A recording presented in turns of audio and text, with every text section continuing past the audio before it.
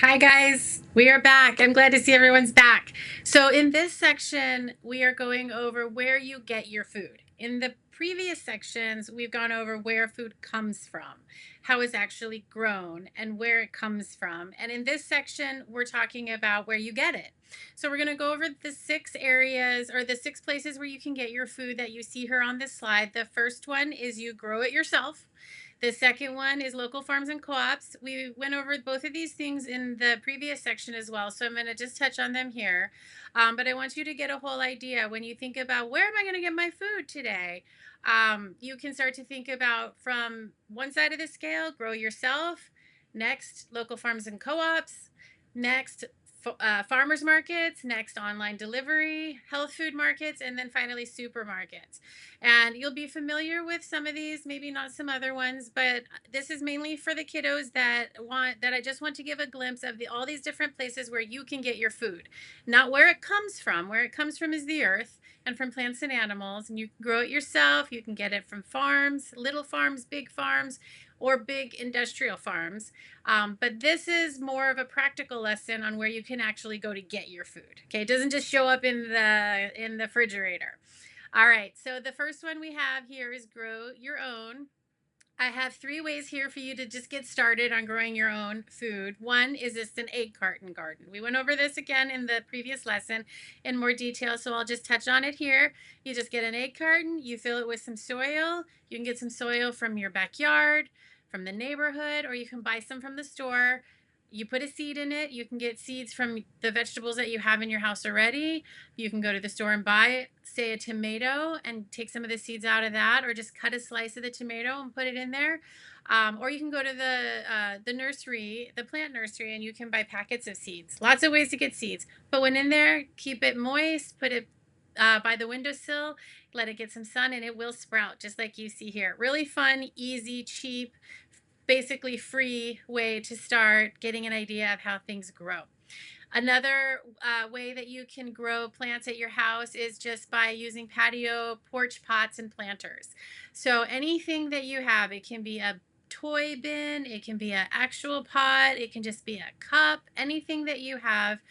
Find a sunny place, like here it shows you some tomatoes growing on a windowsill in some pots. You can also grow some lettuce in bins.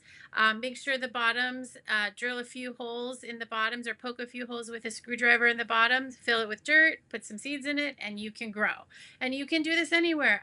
I wanted to include this lesson again because I want everybody to know that you don't have to have a lot of space or a lot of outdoor space to grow.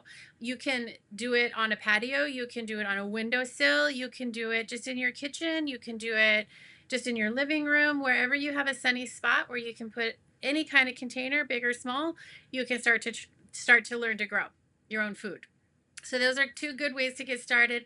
The third way are raised bed rectangles. I love these. I have these out in my backyard. You can make them any size. You can buy them online. You can build them yourself. A lot of people give these away. They can be raised up off of the ground like you see here in this middle picture. This one here is on legs, and just fill it with about 6 inches minimum of soil. You can go higher than that depending on what you're planning to grow. Put your seed in, keep it in a sunny place, and keep it moist with some water, and you'll start to see your plants grow.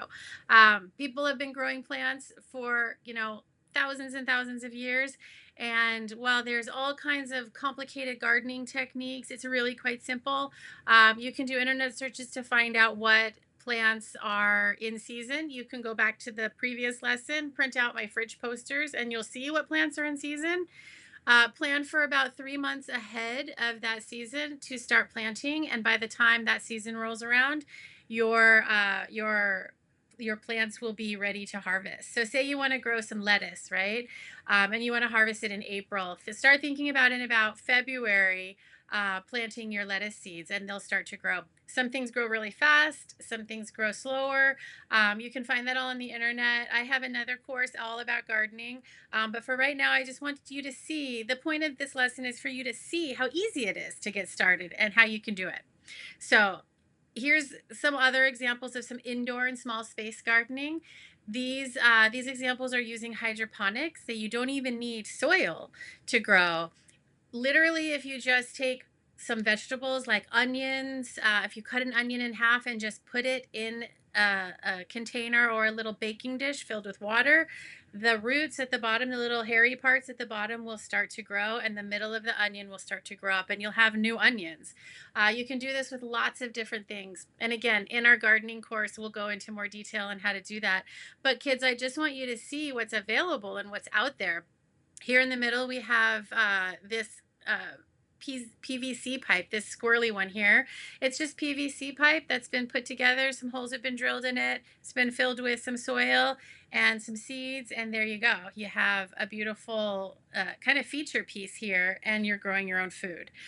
There's a lot of products on the market where you can grow your own food. I've used a lot of them. I've tried a lot of them out. I have so much fun doing it, and my kids love it.